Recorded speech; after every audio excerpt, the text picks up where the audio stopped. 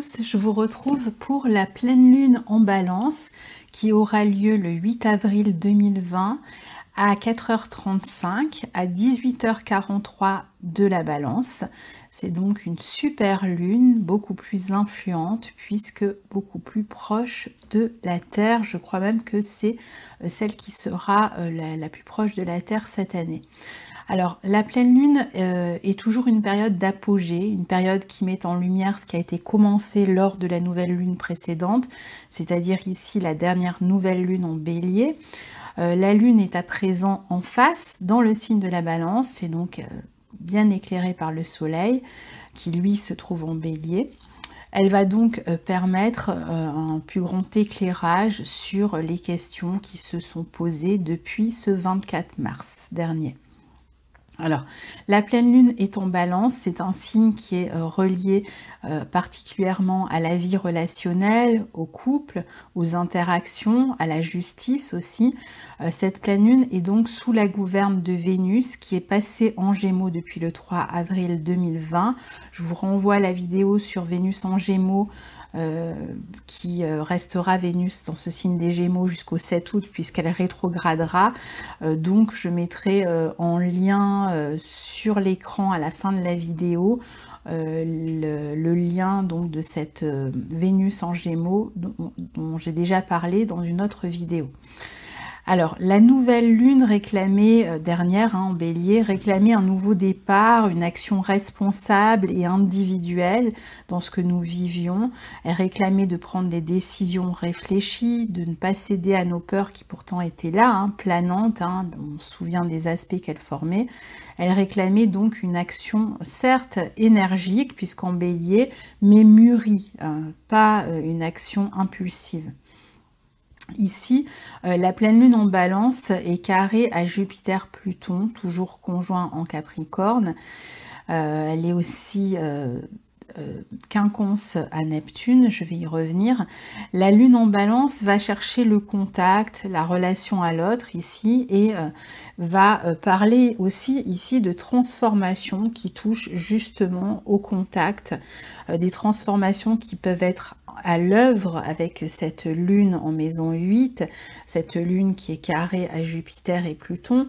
La manière d'être en contact avec autrui est différente et doit changer, évoluer, passer par une métamorphose, par un meilleur équilibre aussi. Alors c'est vrai qu'avec ces aspects qui sont un peu tendus, il peut y avoir des couples, des relations de longue date, même des amitiés qui semblent s'éclairer, qui peuvent être plus compliquées pendant cette quinzaine, des contrats aussi qui sont en train de se transformer. Par ces temps de confinement, attention aux tensions ici dans la vie relationnelle. Les gens peuvent être un peu à cran pendant cette quinzaine. On aimerait peut-être à pouvoir agir d'une manière plus individuelle avec ce soleil en Bélier. On aimerait peut-être aussi améliorer ses conditions de vie, mais on peut craindre particulièrement aussi de perdre par exemple ses possessions et même de voir certaines relations se transformer négativement. Notamment au sujet de questions d'argent dans certains cas, on peut ne plus compter sur les mêmes personnes, sur les mêmes ressources. La vie économique est fortement touchée ici sur l'axe de 8, axe des possessions, des acquis et de la perte, des contrats qui sont rompus ou encore peut-être plus de chômage partiel. La pleine lune en maison 8, plus le carré qu'elle forme avec Jupiter-Pluton, Jupiter planète sociale et Pluton planète de la transformation alchimique aussi, planète transpersonnelle qui est liée donc aux grandes transformations, a une notion à la fois, cette pleine lune, de redresseur de tort, comme si on réclamait justice. La lune en Balance comme Jupiter sont fortement reliés à la notion de justice. On va demander des comptes potentiellement, on peut avoir le sentiment de perte aussi, humaine, matérielle, qui relève d'une injustice. Les questions d'argent, de couple sont fortement touchées ici, tout ce que l'on possède en commun avec les autres, la notion de dette, de peur de manquer aussi, hein. Il est possible donc que l'on soit amené à faire des papiers sur le plan concret et quotidien, à agir pour limiter des pertes ou pour les empêcher au maximum. On peut craindre aussi pour son emploi, pour des remboursements. Les aides sociales peuvent être beaucoup plus sollicitées. On va chercher à trouver des appuis auprès des autres, à équilibrer les entrées et les sorties, mais peut-être avec plus de difficultés. Jupiter et Pluton sont tous les deux en maison 12. La vie sociale est comme éteinte. Ici, on est dans une période de fin de quelque chose par rapport à l'ancien monde, comme on le répète depuis longtemps.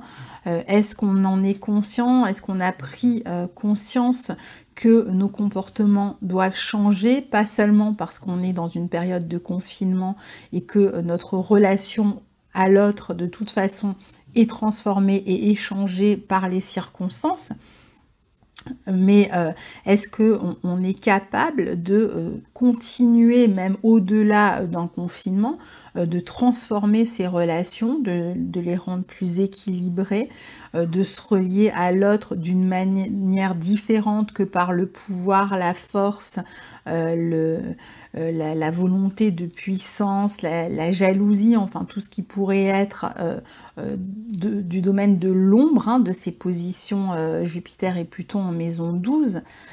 C'est vrai que ici le confinement est fortement représenté avec Vénus maître de cette pleine lune en maison 4 en Gémeaux, donc on communique beaucoup avec les proches par les réseaux sociaux, on communique aussi avec ceux qui vivent autour de nous, avec nous en priorité dans un lieu.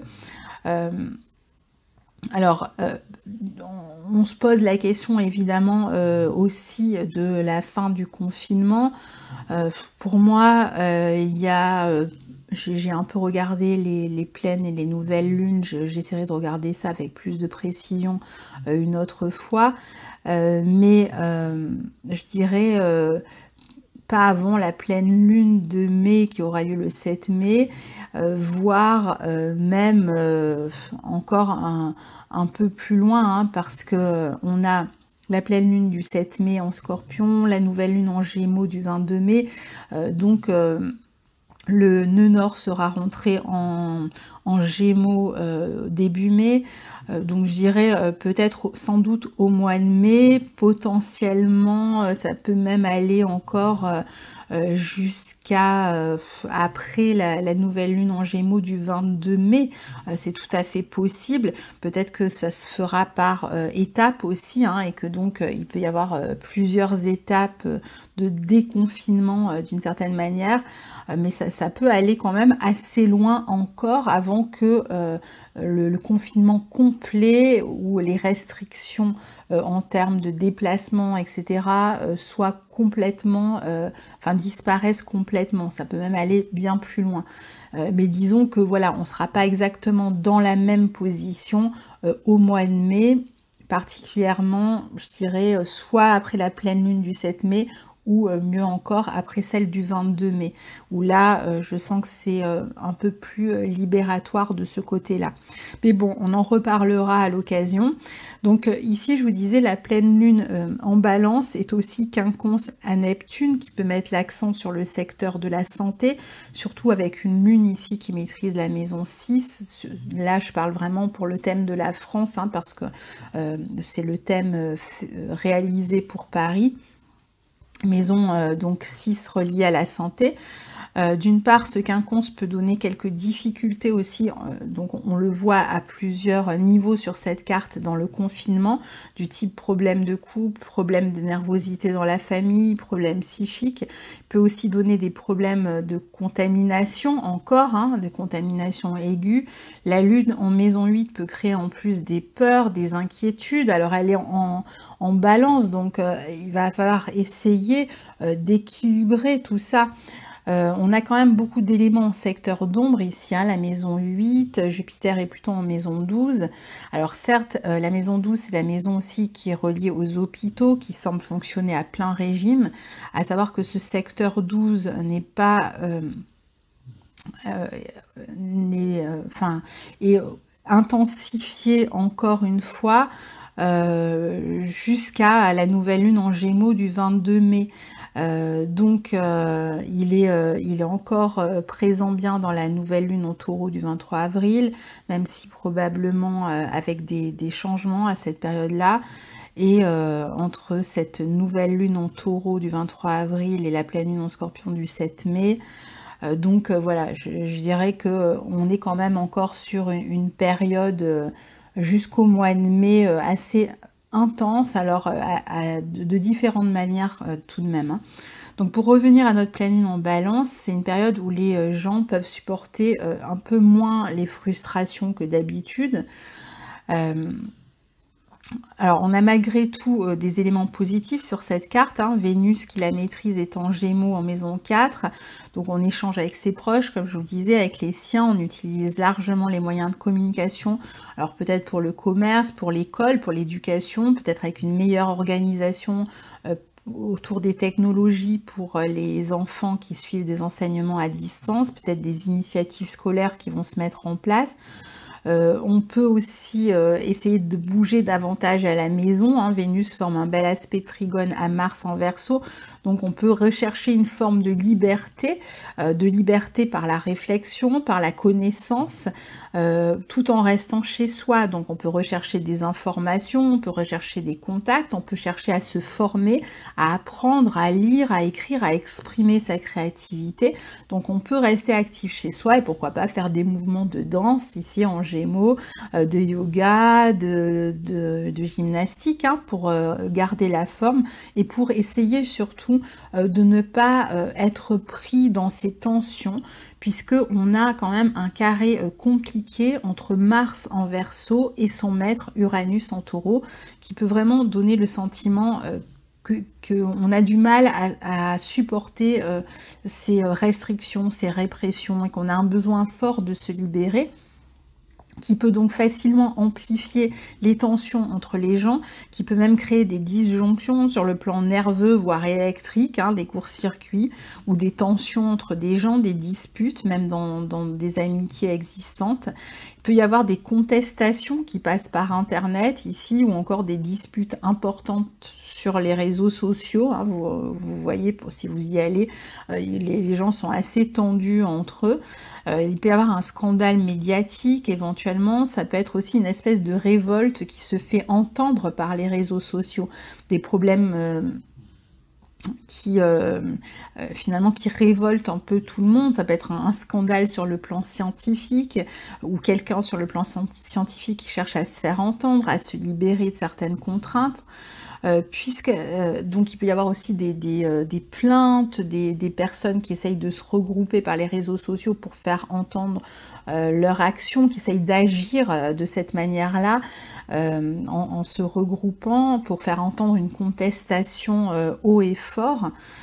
Mais bon, puisque cet aspect sera là et que l'on ne peut pas aller contre cet aspect, ce qu'il faut essayer de faire quelques jours avant, quelques jours après cette pleine lune, pendant que cet aspect est actif, c'est d'exprimer son énergie d'une manière ou d'une autre, et par votre créativité, en faisant une activité dynamique à la maison, en trouvant une forme de liberté qui va au-delà, je dirais, des murs d'une certaine manière, une liberté plus intérieure, peut-être plus créative aussi.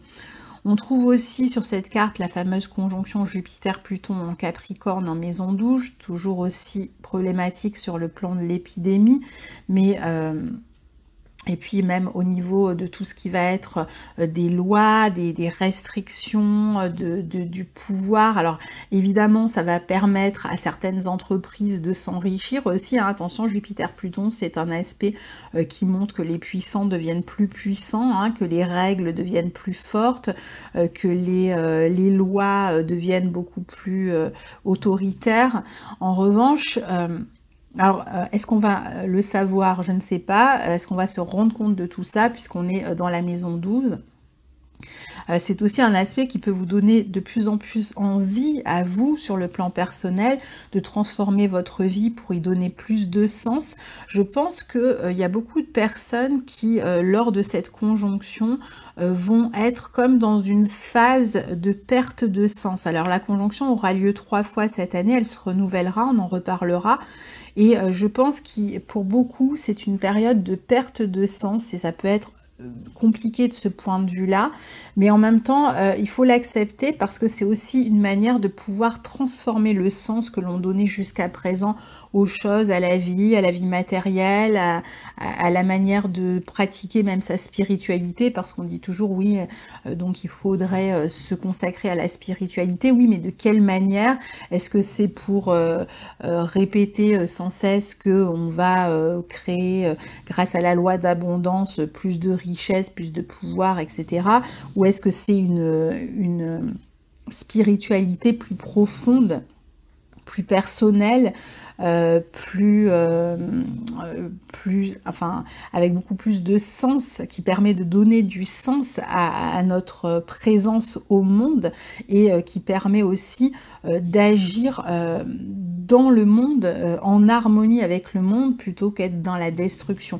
Donc je pense qu'il y a beaucoup de personnes qui pourraient, soit par rapport à leur emploi, par rapport à ce qu'ils faisaient, à la vie qu'ils menaient jusqu'à présent, à leur quotidien, à leur organisation, etc., qui peuvent être amenés à modifier beaucoup de choses pendant cette période-là, ou à être dans une crise de sens, mais qui peut être bénéfique par la suite, parce que ça va vous permettre justement de réfléchir à donner un nouveau sens à votre vie. Donc il faut aussi le voir de manière positive.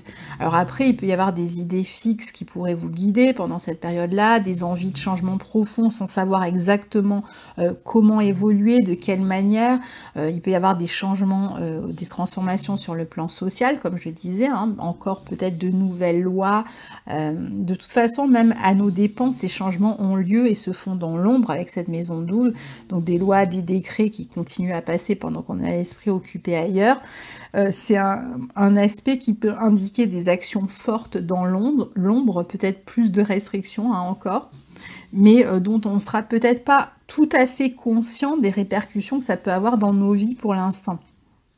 C'est un aspect aussi qui peut susciter beaucoup de sentiments bas, donc si on regarde le mauvais côté de cet aspect, tel que la jalousie, l'avidité, le besoin d'exercer encore plus de pouvoir, de s'imposer avec force, même à un niveau personnel. Donc attention à plutôt l'utiliser pour donner un nouveau sens à votre vie, pour éventuellement faire face à ce vide, à cette espèce de perte de sens face à tout ce qui se passe, et d'essayer d'y remédier en prenant une nouvelle voie, même si la nouvelle loi commence à se dessiner, la nouvelle voie, pardon, ça ne veut pas dire que ça se fait tout de suite, mais voilà, c'est le moment où la problématique se pose en tout cas. Les bonnes nouvelles dans ce thème, c'est Mercure qui est toujours en Poisson, il a dépassé Neptune, il forme un aspect exact de sextile à Jupiter-Pluton qui peut susciter un espoir, une amélioration à venir, des nouvelles qui nous donnent une raison ou une autre d'être optimiste. La capacité de s'adapter malgré tout aussi à la situation, au changement. Il peut indiquer des recherches positives sur le plan médical, il permet de se détendre sur le plan mental en pratiquant des activités calmes, instructives, encore une fois, lire, écrire, créer d'une manière ou d'une autre, faire du bien aux autres, se faire du bien. Ça peut indiquer aussi de nouvelles manières de se déplacer ou de communiquer, de réfléchir en tout cas à la situation, et une certaine souplesse d'adaptation hein, qui nous est nécessaire en ce moment. Donc c'est bon pour réfléchir, faire des recherches, pour transformer son quotidien même, et essayer de le rendre plus gai, de dispenser plus de joie autour de soi. Et puis si vous avez envie de vous lancer dans un nouvel apprentissage, eh bien n'hésitez pas, parce que cet aspect nous y convie. Ou à approfondir même un apprentissage, des connaissances que vous aviez déjà, aller plus loin encore. À savoir que Mercure maîtrise Vénus en Gémeaux, puisque Vénus en Gémeaux, ben, le signe des Gémeaux, il est maîtrisé par Mercure. Donc Mercure maîtrise Vénus en Gémeaux, et que Vénus en Gémeaux, eh bien, maîtrise elle-même la pleine lune en Balance, puisque la lune en Balance est maîtrisée par Vénus. Donc on voit bien quand même que Vénus et Mercure forment de beaux aspects autour de ces questions de connaissance, de créativité, de relations équilibrées. Donc on voit bien que c'est par là que ça passe. Donc comprendre que en dehors, eh bien, même si on ne peut pas tout maîtriser à la situation, à tout ce qui est extérieur pour l'instant, ça commence par nous, hein, et finalement ça commence, bon, évidemment, bien sûr, par respecter les mesures d'hygiène, de sécurité pour soi, de protection pour soi et pour son environnement, mais aussi par une autre manière d'être au monde. Donc en quoi on peut agir? Eh bien surtout en communiquant, en exprimant la beauté, en la faisant jaillir de toutes parts, en exprimant la joie. Vénus en Gémeaux, c'est quand même la joie, c'est le jeu, c'est l'écriture, c'est encore une fois la lecture, c'est la danse, pourquoi pas. C'est une communication en tout cas douce, ludique, joviale, fraternelle, chaleureuse. Donc ne rajoutons pas de la fermeture au confinement. C'est pas parce qu'on est confiné qu'on ne peut pas communiquer avec ses proches présents dans le confinement ou à l'extérieur, en essayant de propager de la joie, de l'amour, de la douceur aussi, et de l'équité, de l'équilibre. Il est important de rester connecté aux autres, de comprendre que tout le monde est dans le même bateau. C'est le moment de se montrer très créatif, de lancer des initiatives créatives avec Mars en Verseau, de partager, hein, il n'y a pas que le matériel que l'on puisse partager, on peut partager des idées, des connaissances ici. Vénus est aussi trigone à Saturne, qui est lui sur l'ascendant, réclamant une communication adulte, des responsabilités dans la communication. Donc c'est aussi peut-être important de bien garder contact avec les personnes âgées de notre environnement, même si on ne peut pas aller leur rendre visite, de voir s'ils n'ont besoin de rien, et de communiquer juste même tous les jours pour savoir si ça va bien, de montrer qu'on est là, pour pas les inquiéter davantage. Se montrer en tout cas responsable dans toutes nos relations, dans les dépenses, dans les questions matérielles. On est davantage ici dans une période d'intériorisation, surtout avec Saturne en Verseau sur l'ascendant, qui montre bien que la liberté doit être trouvée autrement qu'à l'extérieur. Enfin plutôt d'une manière intérieure justement. Puisque les aspects qui évoquent l'extériorité sont plutôt sous tension ici, Mars carré à Uranus particulièrement. Le signe des Verseaux est lié aux sciences, à tout ce qui concerne les groupements humains, l'ethnologie, l'anthropologie, l'astrologie, sciences sociales, le management, tout ce qui permet de réfléchir au collectif. Donc ici, il peut y avoir des réflexions justement, des recherches qui sont menées sur ces plans-là, hein, groupement humain, ethnologie, anthropologie, sciences sociales, management, tout ce qui permet de réfléchir au collectif. D'ailleurs, pour le meilleur et pour le pire, hein, puisque on peut aussi, du coup, à un niveau de pouvoir en profiter pour regarder un petit peu comment les humains réagissent aux restrictions qu'on leur impose en ce moment, comment ils se révoltent ou pas aux lois qui passent sous silence. Enfin voilà, il peut y avoir une observation qui ne dépend pas de nous, mais à un niveau personnel, disons que voilà, on peut être concentré sur ce type de discipline. Et essayer d'y réfléchir. C'est aussi une bonne position, Saturne en Verseau, pour réfléchir par exemple à des progrès sur le plan de la science et donc de la médecine aussi. Hein. Alors même si Saturne prend son temps, dans le signe du Verseau, il bénéficie d'une forme d'éclair de génie, de réflexion, d'éveil presque, hein, de eureka, j'ai envie de dire. Le Verseau, c'est un signe qui est très ancré dans le présent, donc on réfléchit, on tâtonne, et puis à un moment donné, voilà, c'est là, et on capte quelque chose.